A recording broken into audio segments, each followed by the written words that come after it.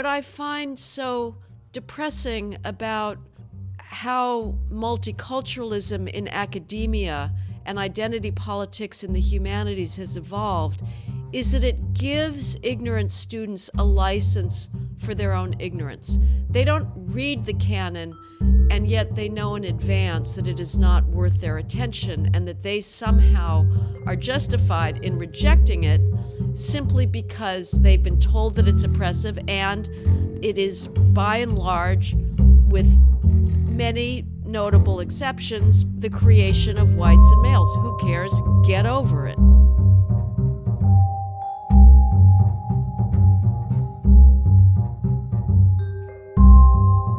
I'm Ben Weingarten, and this is Big Ideas with Ben Weingarten, a podcast where we talk with exceptional thinkers and doers about the most important ideas and issues of our time and of all time. In this week's episode, my guest is Heather McDonald. Heather is the Thomas W. Smith Fellow at the Manhattan Institute and a contributing editor at City Journal. This background makes her an unlikely countercultural figure. Heather draws protests and outrage on college campuses across the country because she has the gall to challenge the prevailing progressive orthodoxy about subjects like identity politics, multiculturalism, and criminal justice. What's so ironic is that Heather is treated as a boogeyman in spite of the fact that she appears to be the archetype of an unassuming academic. She's not by any stretch an imposing figure, but what she does have is an imposing mind. What scares her interlocutors and leads them to try and shout Heather down is her formidable intellect. This is a frightening thing, I might add, in that with the advent of the philosophy on college campuses that words that trigger and offend in and of themselves represent violence, therefore meriting a violent response, people who put forth ideas like Heather increasingly face actual threat to life and limb. This is unacceptable in a free society, let alone a civil one. And so I wanted to have Heather on to talk about her scholarship, which I find fascinating in light of the fact that she, like many of our guests that you'll meet, started out essentially as a person of the left. On a personal level, I respect Heather because she's bold, provocative, and courageous, characteristics that are in all too small reserve today. Before we begin, I have a simple request. If you like the conversation you're about to hear and you find it valuable, would you please consider rating and reviewing this podcast in the iTunes store or wherever else you're listening to us? We'd be very grateful for your support. And if you want to find out more about the show, you can visit our website at benweingarten.com/bigideas and follow me on Twitter at bhweingarten. And now, without further ado, my conversation with Heather McDonald. It's somewhat of a truism, but ideas really do have consequences, and the prevailing ideas that dominate in a society dictate the direction of that society. And so I wanted to ask you, Heather, your formative intellectual years were spent in elite academic institutions as well as in the political realm. You studied concepts like deconstructionism. You clerked for a Jimmy Carter-appointed U.S. Court of Appeals judge for the Los Angeles-based Ninth Circuit, which is a thorn in the side of the current administration, which has historically not been friendly to conservative jurisprudence, let's call it. You worked in a legal capacity at the Environmental Protection Agency. How did you end up with the beliefs that you hold today, which are completely antithetical to those held in the institutions that you inhabited for most of your formative intellectual years? Well, I'm very grateful, Ben, that I did have a evolving course correction and move away from what I think now is a interlocking set of delusions. I think one major impetus for my change was the fact that despite being in default liberal environments all of my life, I nevertheless always adored the works of the Western literary tradition. And when I saw the 1980s multiculturalism taking over university campuses and ignorant students who had never read the works of the Western canon feeling empowered to reject those works on the basis of the gonads and melanin of their authors, that to me was appalling. Ironically, people I don't think understand this distinction. In the 1970s, which was the height of this very abstruse literary theory known as deconstruction that you mentioned and that I was a uncritical acolyte of, however odd the theories of language were, holding that meaning is impossible, that the human self is just a fiction, a trope of language, we read the canon without ever once thinking to say, if I'm a female, oh, gee, I can't read Milton because he's a dead white male. It never came up. So I fortunately had a strong grounding in greatness, in beauty, in eloquence, in sublimity. And when that came under attack, that started to turn me away from the broader trends that were going on in academia.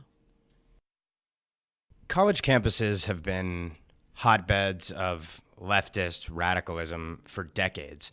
So is there something fundamentally different about the campus today than the campus that you attended and the campus of the 50s and 60s?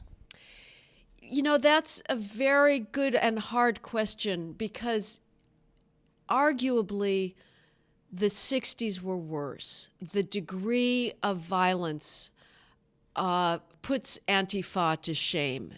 You know, we are seeing an increase in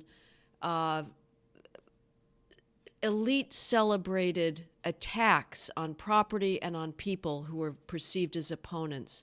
But the mass takeovers, the assassinations of law enforcement officers that were common in the 60s, I think we haven't reached that level yet. On the other hand, 60s violence and 60s revolutionary agitation were not embraced by the elites.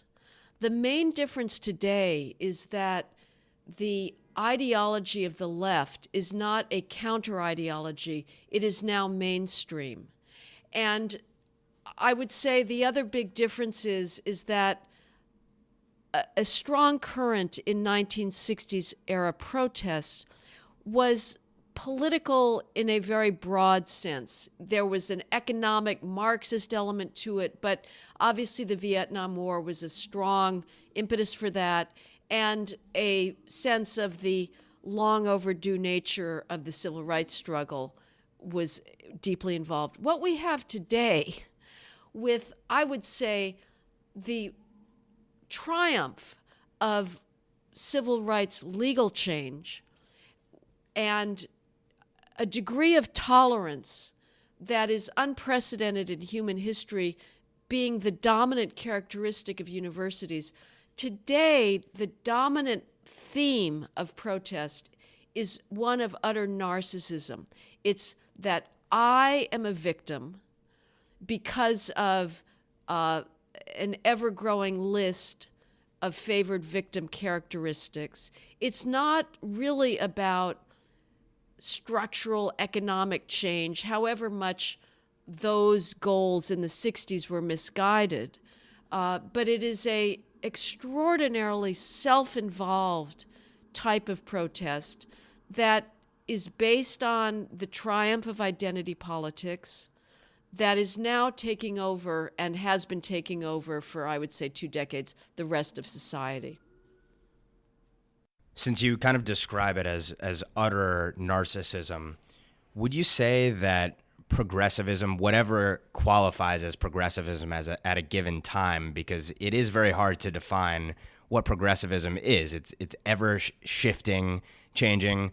I would argue because in reality, progressivism is more about a tactic and a strategy than an actual ideology. It's about ultimately dominating with an elite class of technocrats, hearkening back, I would argue, to the kind of Woodrow Wilson vision of what progressivism is. But do you think that progressivism, however it's defined, is a proxy for virtue, a perverse proxy for virtue, but a proxy for virtue since, as you said, it really isn't about economic inequality or all of these other issues, but about the self, and I'm a good person because I hold the right ideas, quote unquote? Yes, I would say that's a big part of it. Certainly, the perverse insistence of university administrators on racial preferences, of admitting Black and Hispanic students with vastly lower academic qualifications than their peers, which sets them up for very difficult times academically, a phenomenon known as the mismatch effect. The insistence of these administrators in implementing and maintaining and keeping out of the public eye their racial preferences is very much a virtue signaling thing. They want to look out on their domain of allegedly diverse student faces and feel like they are superior to what they believe is the deplorable state of the rest of red state America. And only on a college campus is it possible to escape America's systemic racism. But to talk about virtue, I guess, yes, that's the case. Of course, it still invokes echoes of an Aristotelian idea of virtue as something that you strive for, that is based on the careful cultivation of character through habit, through repetition, through the restraint of the impulse. I would say the flip side of saying, well, what they're striving for is virtue, is what they're striving for is the now holy status of being a victim. And that may or may, I guess by definition, that is virtuous. But it is the drive for victim status that is such a remarkable feature of our society today. Why is victim status lauded? Well, one argument that is very broadly historical, Nietzsche pointed out that the classical cultures, the ancient Greek and Roman cultures, celebrated strength. They celebrated accomplishment. They celebrated achievement, and perhaps to a fault. But you had a warrior culture where epics were celebrating the heroic warrior. Nietzsche said that the odd thing about Christianity was to now celebrate weakness and to revile the strong and the powerful. Whether what we're seeing now is sort of the very long played out evolution of that reversal of traditional classical values, I don't know. Obviously, it has a more local cause, which is the understandable guilt that America still feels about our long history of the most grotesque civil rights violations and betrayal of the nation's founding ideals.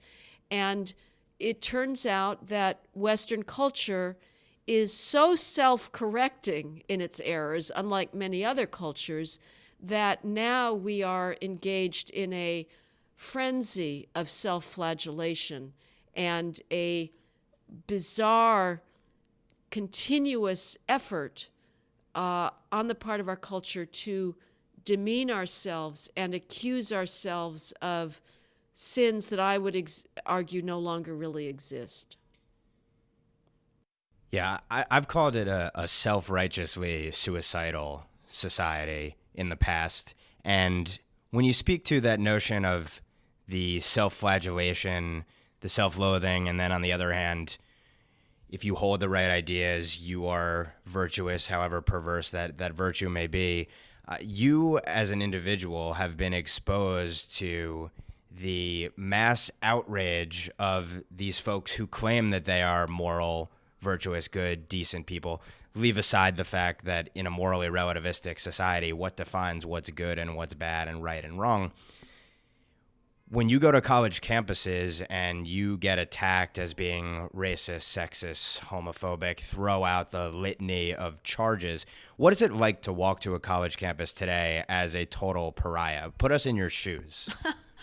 Well, fortunately or unfortunately, I'm not always noticed, so I'm not as renowned as one might wish or fear. But there is most definitely on many campuses a concerted group that hates me. And I guess what I would feel, I can tell you this, when I was recently at the law school at Columbia University giving a talk on policing and my book, The War on Cops. And what was so striking to me was the utter self-assurance and scorn of these students that have not bothered to educate themselves about the data on crime and policing, and yet the contempt and just self-righteousness that they hurled at me was really quite stunning. And what I find so depressing about how multiculturalism in academia and identity politics in the humanities has evolved is that it gives ignorant students a license for their own ignorance. They don't read the canon, and yet they know in advance that it is not worth their attention and that they somehow are justified in rejecting it simply because they've been told that it's oppressive, and it is by and large, with many notable exceptions, but it is still by and large the creation of whites and males. Who cares? Get over it. But what I'm struck most of all by is just the remarkable lack of humility towards their own ignorance. Yeah, and I should say, I went to Columbia as an undergrad, and we studied the Western canon, still study the Western canon, the core curriculum. It's one of the reasons I chose the school and was lucky enough to be admitted to it.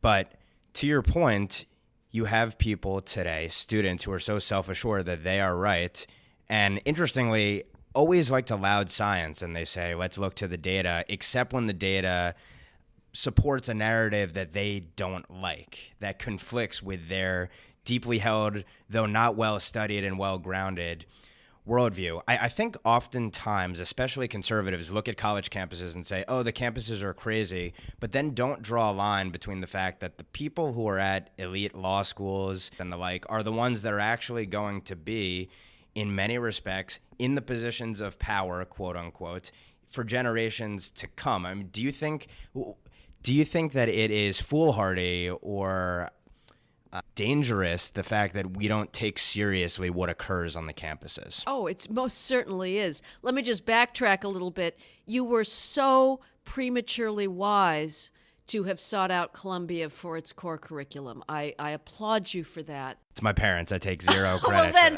then please send them my gratitude, and I hope that as a parent you will do the same, if it still exists, because the few remaining core curriculum programs in the country, whether it's Columbia or Yale's directed studies program, are in a year-by-year life support system because the young faculty that are teaching them do not believe in the mission of the Western curriculum any longer. They are constantly undermining them and teaching the students to be skeptical towards these works. So it's a very troubling and vulnerable situation. As far as the left dismissing data that it doesn't like, I mean, let's be honest, everybody does that. You know, I'm going to offend many of your listeners, but it is arguable that, say, when it comes to climate change, there may be dismissal going on both sides, and everybody does tend to cherry pick data. So I'm not going to pretend that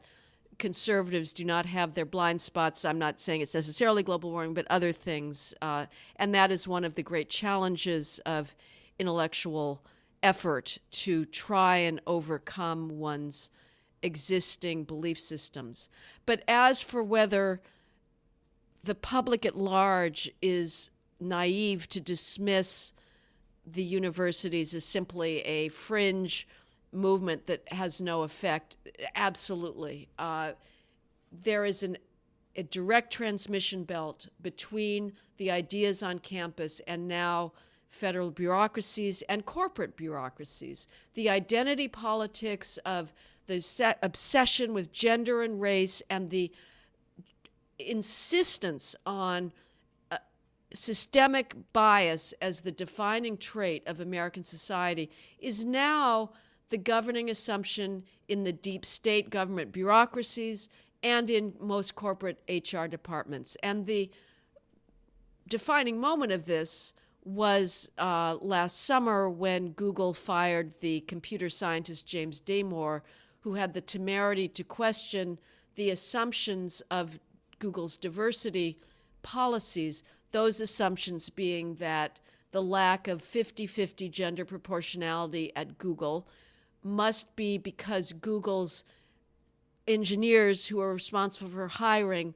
are just so sexist that they cannot spot engineering talent if it comes in a female form. Now, that premise, I would say, is preposterous on its face. It is demeaning to the managers at Google, and yet, weirdly, typical of this self-flagellation that we've discussed, Google eagerly embraces the idea that its own personnel are blinded by sexism.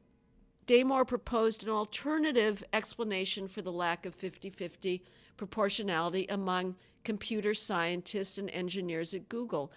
He said, the science of human nature, as shown by evolutionary biologists, by psychologists, shows that on average, men and women have different predilections, different career interests.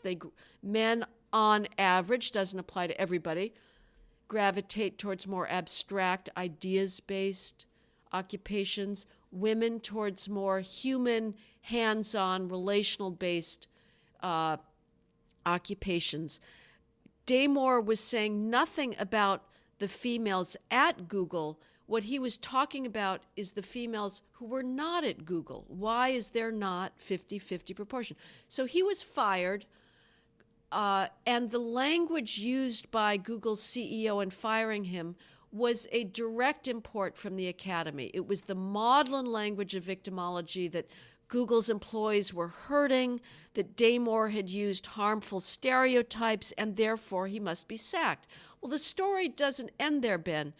The even more worrisome development happened in February of this year, 2018, when an associate general counsel from the National Labor Relations Board upheld Google's firing of Damore against the charge that it was discriminatory against white males. And she, too, adopted the language of academic victimology. She said that for Google to speak as he did about biological differences between males and females constituted sexual harassment. Now, think about this. This ruling, if it were to be universally applied, and fortunately it does not at the moment have the force of law, but if it were to become the standard position of the government, which it probably is, it would mean that vast areas of academic science would be shut down, and that any academic scientist who is working on evolution, who is working on competition between males and females, economists, could be fired for harassment. So this theory of gender feminism that is dedicated to denying known facts of human biology is now entering the real world, entering government and corporate bureaucracies, and is shaping how employees are allowed to speak in their workplaces and how they get hired and promoted. It also bears noting there was allegedly a firing of a Google employee in 2018 for having the temerity to challenge a policy which was explicitly discriminatory, that policy being that you could only interview candidates of certain genders, backgrounds, ethnicities, and this employee challenged that, and he was laid off over it, and now there's a suit that will be ongoing.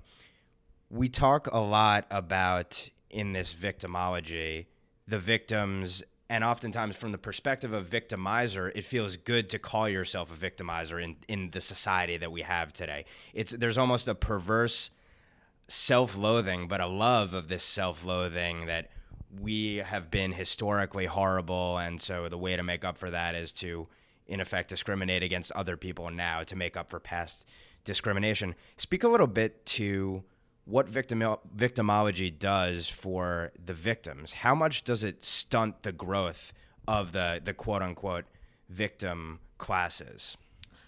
It stunts them completely. It stunts them while in college, because if you are being brainwashed into believing that, say, reading Edmund Spenser's Fairy Queen, a Renaissance British long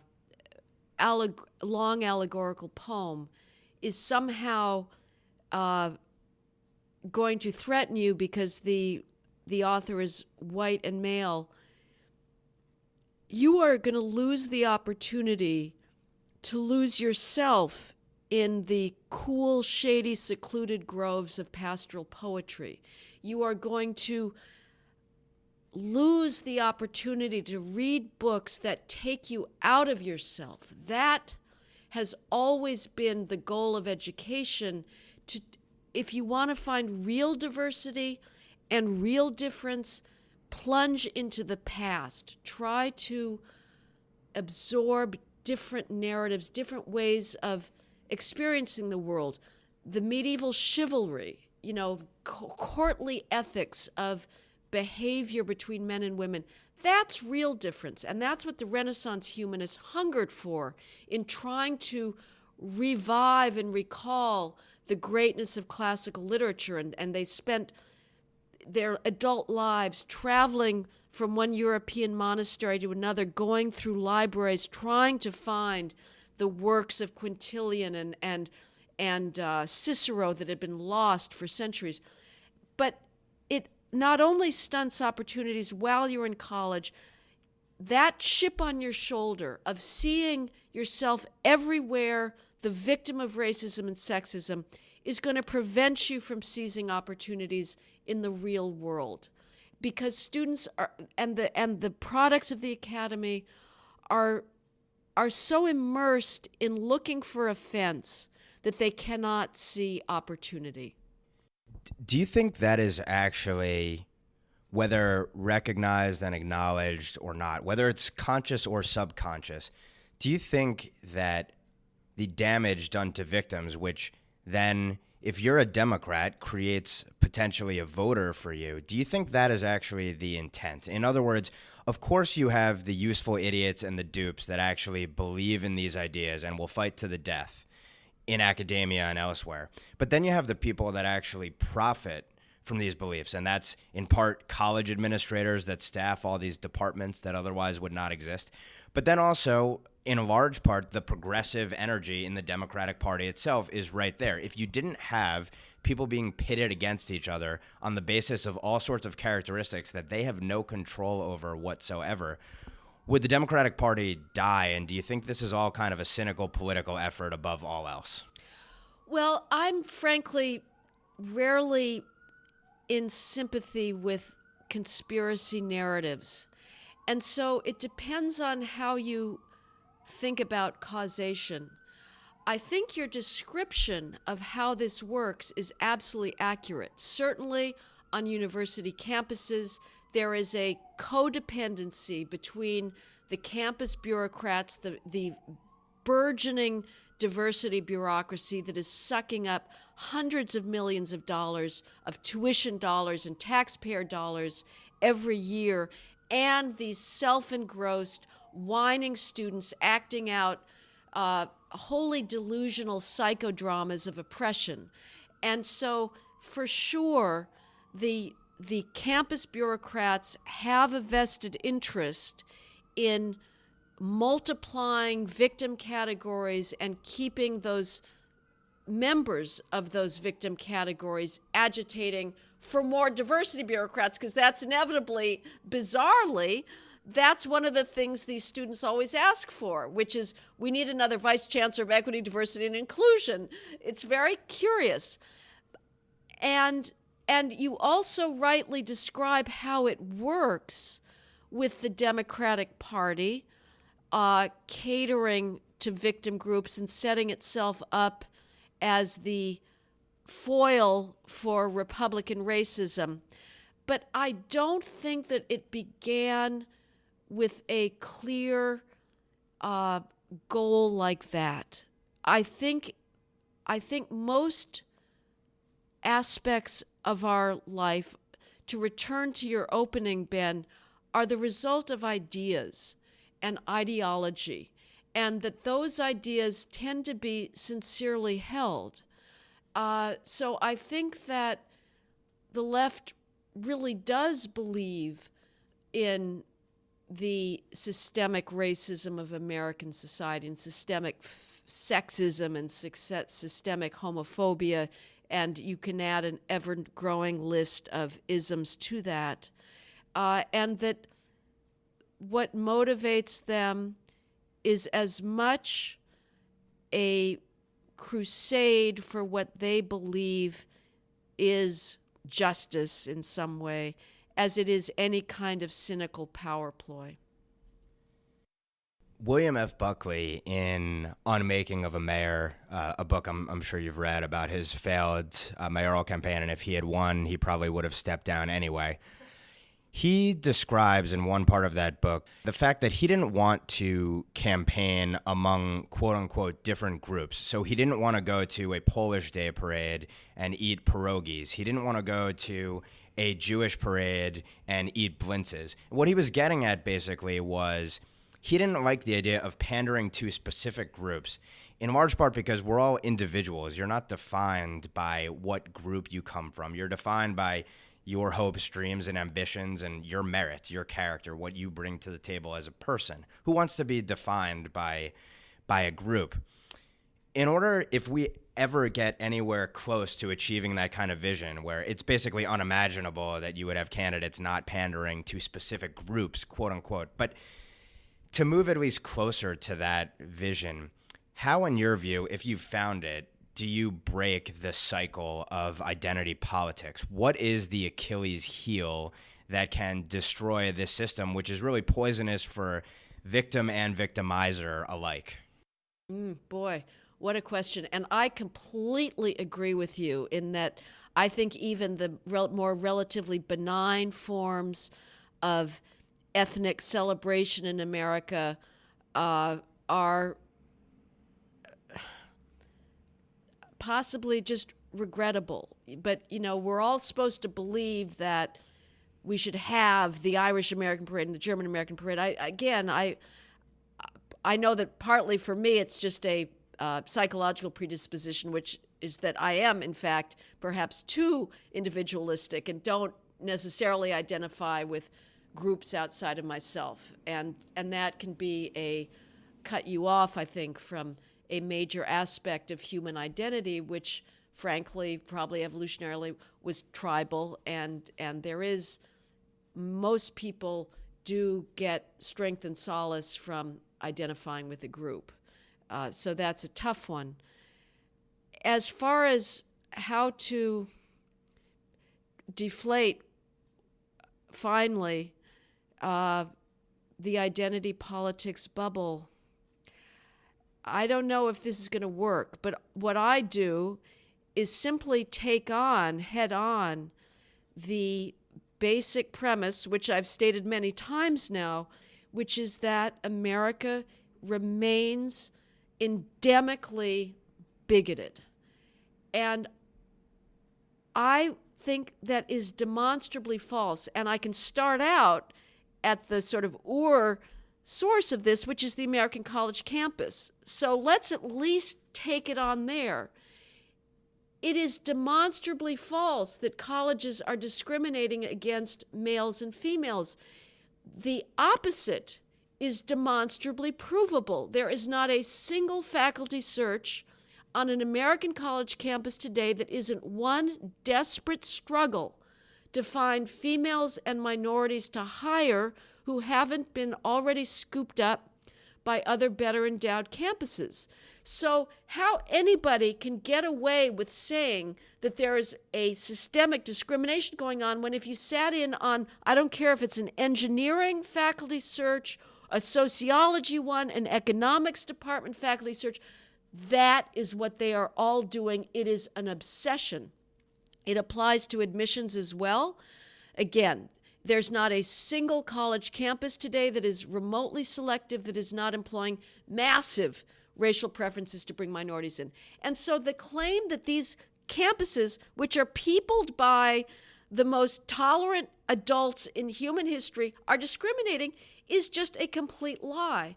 I would say that the same applies for America writ large. You know, it's hard to believe given our history, but I think we have by and large purged the evil of racism from the body politic. I'm generalizing here greatly, and of course there are exceptions, but I think most white Americans are well-meaning people, and they just want to get along, and they don't give a damn about race. You can go to workplaces today, whether it's police precincts or sanitation workers or a call center, and by and large, people are bonding, they're getting along, and Americans don't give a damn. You know, look at the Tea Party. It's had one long love affair with conservative black politicians. It doesn't care about their skin color. What matters to them is their belief system. So I think that we have to take on this claim that is the myth of bias. This is a good transition point to an event that happened recently, which was the Parkland school shooting. And I think, sadly and tragically, this situation represents kind of the unique intersection of two areas that you are acutely focused on.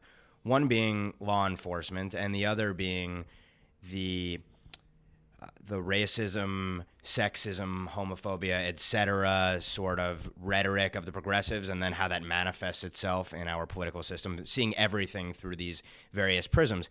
Here, in the case of Parkland, the shooter supposedly had been in trouble numerous times, committed numerous infractions, and it appears, based on the reporting, that the reason he wasn't taken out of school in the first place was because of a federal directive from the Obama administration that would have penalized schools who did not, in effect, cook the books when it came to infractions. In other words, the goal was, we need to show that essentially minorities are not being discriminated against based upon the numbers of infractions committed in schools. And to get those numbers down, schools did all sorts of things to artificially drive them down at the cost of the safety of the students. So what is your takeaway from Parkland on this count?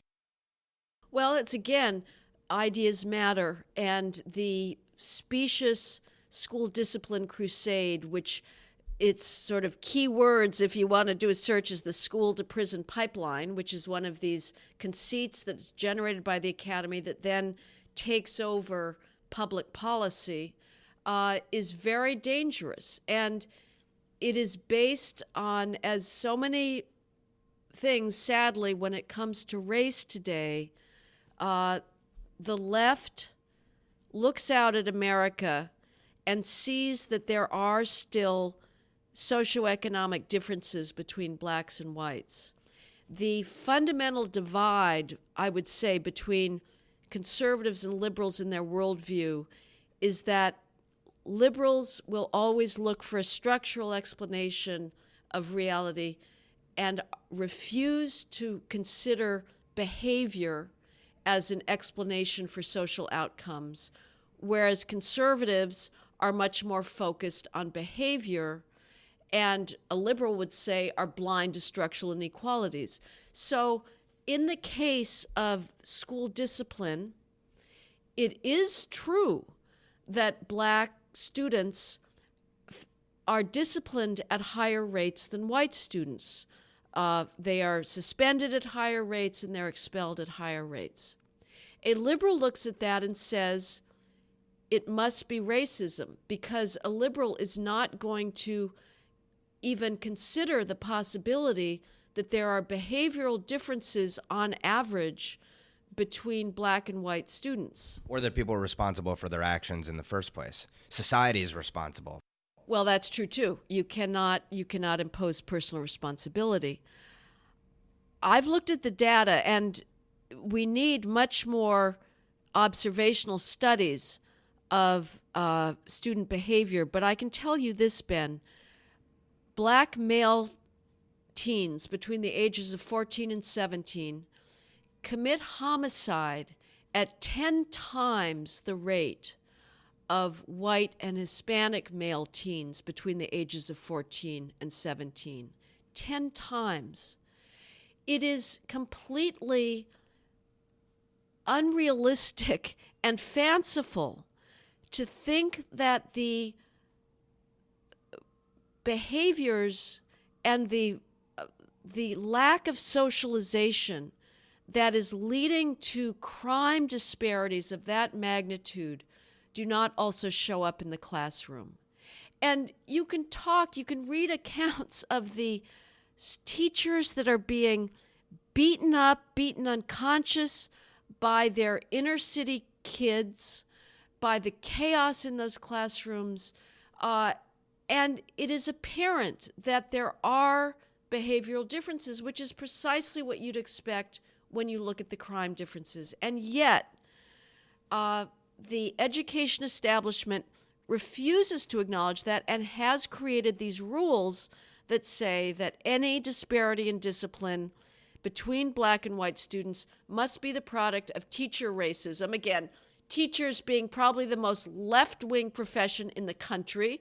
Every teacher ed school in the country is one long brainwashing into white privilege and multicultural math methods, because teaching math is itself a form of white privilege. So it's preposterous on its face to say that teachers and administrators who have massive due process procedures imposed upon them are willfully and gratuitously and arbitrarily suspending black students. And yet, that's what the Obama administration said, and threatened school districts across the country with federal lawsuit, an enormously costly thing, if they had different rates of discipline. And Broward County, where the Parkland school shooting occurred, was one of the premier schools to revamp itself along the lines suggested by the Obama administration, which is, instead of suspending students for violence or insubordination if they've had multiple incidences, keep the student in the classroom, use various fanciful ideas of mediation and peer discipline and whatnot, none of which have been proven to work. And Nicholas Cruz, although he was white, was still part of a system that insisted on not suspending students because it could lead to a criminal record and contribute to the so-called school-to-prison pipeline. So yes, these ideas have real-world effects. Why is the idea that the justice system is systemically racist wrong? There's simply no evidence. The argument for it is, as always, disparate rates of incarceration of blacks, different rates of arrests of blacks. All of those claims rest on a fundamental requirement: turn your eyes away from behavior. We have independent sources of measuring crime. If you're so convinced that the criminal justice system is so racist that it cannot accurately gauge who is committing robberies at 2 a.m., the homicide data is universally recognized, even by the left, except perhaps from the students I confronted up at Columbia Law School, as being the gold standard. And what they show us is that blacks die of homicide at 6 times the rate of whites and Hispanics combined. That is a massive civil rights disparity that we should be concerned about. And the reason is that blacks commit homicide at 8 times the rate of whites and Hispanics combined. We know this by witnesses. If you do a criminal victim survey, there's a national criminal victimization survey that the federal government does periodically, the victims' identifications of their assailants match exactly in their racial proportions the people who the police arrest. If the police were somehow so benighted that they were ignoring all of those white guys robbing black female senior citizens at 125th Street at 2 a.m., the victim survey would pick that up, but it doesn't. So it turns out that what drives the racial disparities in the criminal justice system, which is Exhibit A and Exhibit Z for alleged systemic racism, those disparities are driven by rates of crime, not by police, prosecutor, and judge racism. When you go up to the South Bronx or the South Side of Chicago or the inner city in Baltimore and you talk to citizens on the street, law-abiding citizens, what do they say about what life is like in a system where the kind of progressive ethos prevails around systemic racism and a racist justice system, which leads to policies then of police essentially backing off? What do law-abiding citizens say in these neighborhoods to you? I have never been to a police community meeting in a high-crime black or Hispanic neighborhood where I do not hear those good, law-abiding bourgeois residents of that precinct beg the police for more police protection. They are the ones who are driving enforcement strategies. It's not the racist police. There's been a war in recent years on so-called quality of life policing, otherwise known as broken windows policing. This is the public order offenses, the kids hanging out on the block, fighting, the guys urinating in public drinking, and drug dealing. And, you know, we've been brainwashed into thinking by the left that the war on drugs was a conspiracy fomented by Nixon to try and keep blacks down. This is the thesis of a very dangerous but wildly influential book called The New Jim Crow by Michelle Alexander, which is, of course, read on college campuses religiously. In fact, the impetus for cracking down on open-air drug dealing came from black communities themselves. It came from the black newspapers. It came from black pastors who said that not just drug dealing, but drug use was a scourge on the black communities. And you can still hear that. I have heard in the 41st precinct of the South Bronx, people complain the following complaints. I smell weed in my hallway. Why can't you do something about it? They're asking the police to come into their apartment because they don't like the idea of someone smoking weed illegally. Or I see guys hanging out of a nightclub outside my window at 2 a.m. smoking weed. That gets them into all sorts of trouble. Please do something about it. Now, what are the police supposed to do about this? Are they supposed to listen to the good people in their neighborhood who have taken the time to show up to the community meeting and say, please give us the same surcease from street disorder as people on Park Avenue take for granted as their birthright? Or are the police supposed to listen to Michelle Alexander and a academic at Columbia Law School, Bernard Harcourt, who has been also waging a war on public order enforcement, and say, sorry, guys, we can't do that because it would be racist to listen to you black people? It's a real dilemma, but this is the unheard voice in the black community that the mainstream media refuses to pay attention to. I think it bears noting also, since you were mentioning the war on drugs, quote unquote, and mandatory minimum sentencing, that it was actually members of, I believe at the time, the Congressional Black Caucus who were the ones supporting that legislation in the first place. Something lost in history. Right. The so-called, racist penalties for crack cocaine as opposed to powder cocaine. That was Charles Rangel, it was Major Owen, it was Altamatics. These were people saying, this is the worst oppression that our community has known since slavery, the crack epidemic. And I want to apologize to our audience for the sirens in the background, but I 100% attribute that to the de Blasio administration not listening to you, Heather, and reading all the reports and research you've done over the years when it comes to policing and crime. But since we're in New York City, and New York City is such an interesting microcosm and maybe a leading indicator for what happens in the country, over the last few decades, New York, for those listeners who don't know, has changed dramatically. There used to be rampant crime. Streets were dirtier than they are today. They're still a little bit dirty, but less so.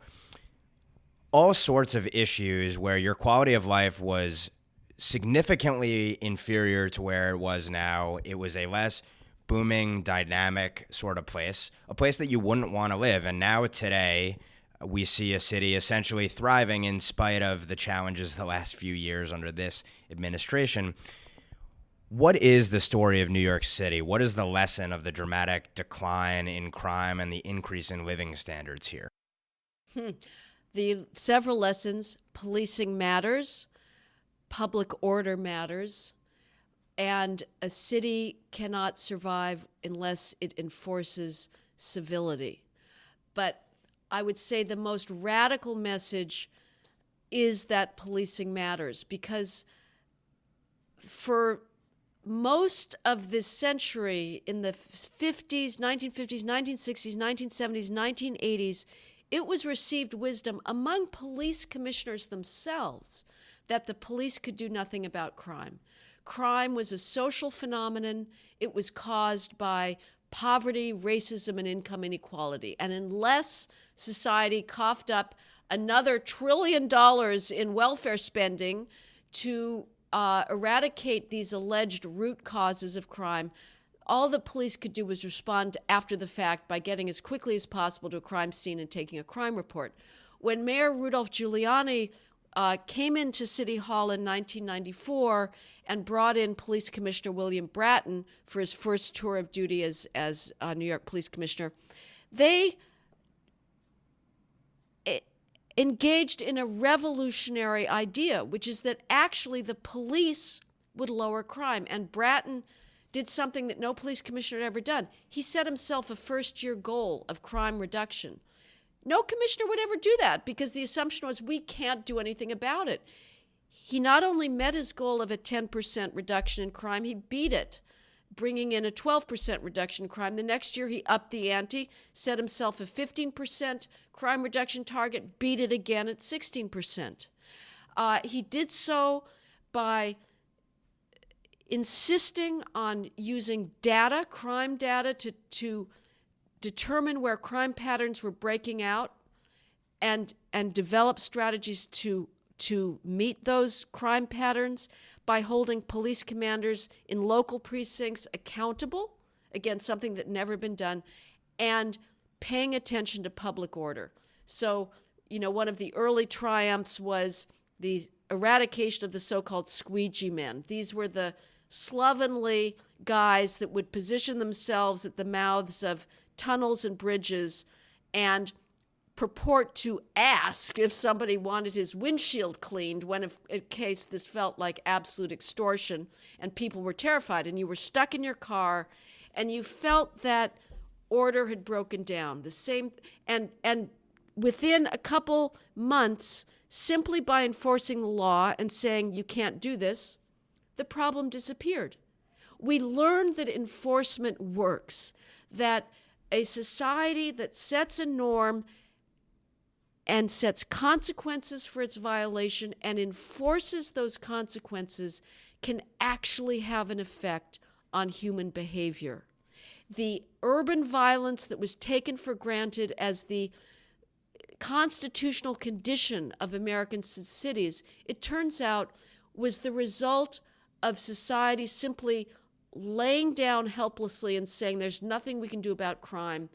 It's a cri de coeur against racism, and we just have to suck it up and accept it. No, enforcement works, and that is an incredibly radical and powerful message. Define the Ferguson effect, and do you believe that the events that occurred in Ferguson will be an inflection point in history, with crime rates essentially increasing now for years to come as a result of those events? Well, the Ferguson effect is the dual phenomenon of officers backing off of the type of policing that prevents crime, not just reacts to it, known as proactive policing, and the resulting emboldening of criminals that happens when the police back off. And I developed this idea and spread the term in 2015 after the Ferguson riots in August of 2014 that were triggered by the shooting of Michael Brown in Ferguson, Missouri by Officer Darren Wilson. And this shooting was universally misportrayed by the media as an act of cold-blooded murder, when in fact Michael Brown, the shooting victim, had attacked the officer, tried to grab his gun, which is basically putting an officer on notice that the guy wants to kill you. You know, if a perpetrator grabs an officer's gun, there's one reason he's doing so, is to shoot him. But the narrative took hold, and it gave increased volume and oomph to a narrative that had been percolating in academia for a long time, which is the police are systemically racist. The Obama administration ran with it, and Obama repeated at virtually any opportunity the idea that policing is systemically racist. And if you tell police that they're racist for engaging in pedestrian stops, that is a stop, also known as stop, question, and frisk, a police officer drives by a corner, known drug corner at 2 a.m. and sees a guy hanging out, hitching up his waistband as if he has a gun, the officer is legally entitled, if he has reasonable suspicion that a crime may be in the works, to stop the guy and ask a few questions. And if he thinks he may have a weapon, he's also legally entitled to frisk him. If officers are being told, which they have been by the Academy and then by the Justice Department, that they're racist for making those stops, it is understandable that they will cut back on that type of proactive policing. And that is exactly what happened across the country. A poll from Pew found that 72% of officers said that the officers in their department were less likely to engage in proactive policing thanks to the anti-cop climate. When the cops backed off, what we saw in 2015 and 2016 was one of the largest two-year increases in homicide in 50 years. There was a 20% increase in our homicide rate. That is massive. The victims of that homicide increase, overwhelmingly black, an additional 2,200 black victims in 2015 and 2016 compared to what there would have been had homicide rates remained at their 2014 levels. Black Lives Matter shifts into action, is the darling of the mainstream media, and further amplifies this narrative of racist policing. What we don't have yet, the numbers for 2017, it looks like the massive homicide increases are leveling off. Homicide is still increasing. We are definitely entering a moment of decriminalization and de-incarceration. Even though the narrative out of the White House has massively changed, and it has taken a lot of the wind out of the Black Lives Matter movement. It's amazing what a difference it makes who's in the White House, because Trump, whatever his other faults are, is not serving as a mouthpiece of Black Lives Matter. So we don't have the same media attention to that narrative. Nevertheless, there are, at local levels, there continue to be pushback against the enforcement of the law, against stricter penalties for repeat crimes and for violent crimes. So it's a little soon to say, but it is completely conceivable that we are going to see a gradual winding back of the 20-year triumph of crime that this nation did experience thanks to the spread of the data-driven proactive policing out of New York City to police departments across the country. Yeah, this slide back is a good illustration of why I always say that progressivism is the most regressive of all ideologies. And of course, it's never focused on the outcomes. It's only focused on what the inputs are. And if the inputs are viewed as right, it's right.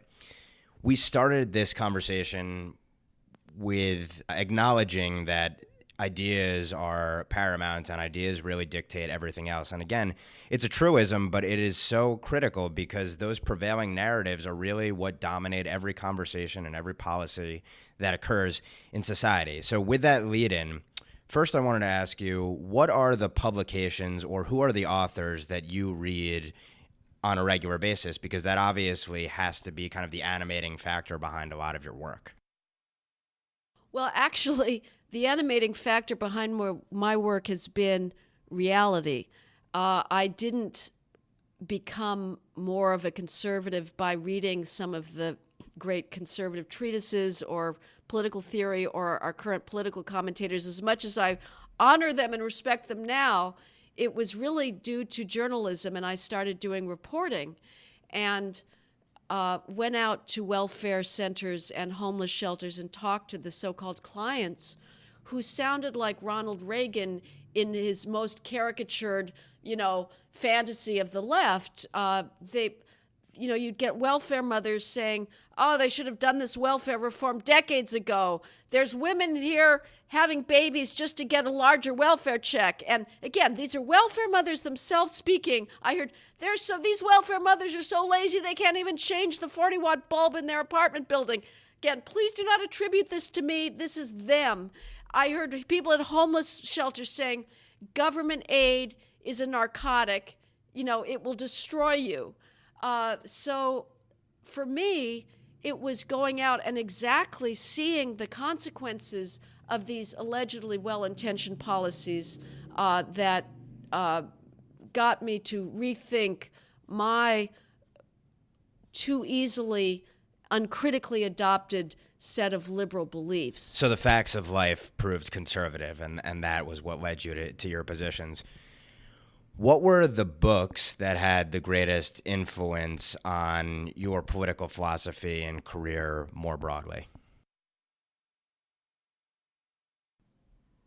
Again, I cannot say that necessarily. The books that I have loved to read are Middlemarch, Trollope, Jane Austen, a range of authors. I've recently was astounded by a book a friend gave me 2 years before the Mast by Richard Henry Dana, which recounts it was started in 1830. It's his chronicle of working as a merchant marine on a ship that rounded South America and then spent 2 years going up and down pre-gold rush California, trading and accumulating hides for trading. This book is the most astounding description of social capital and different cultural differences between, say, the Anglos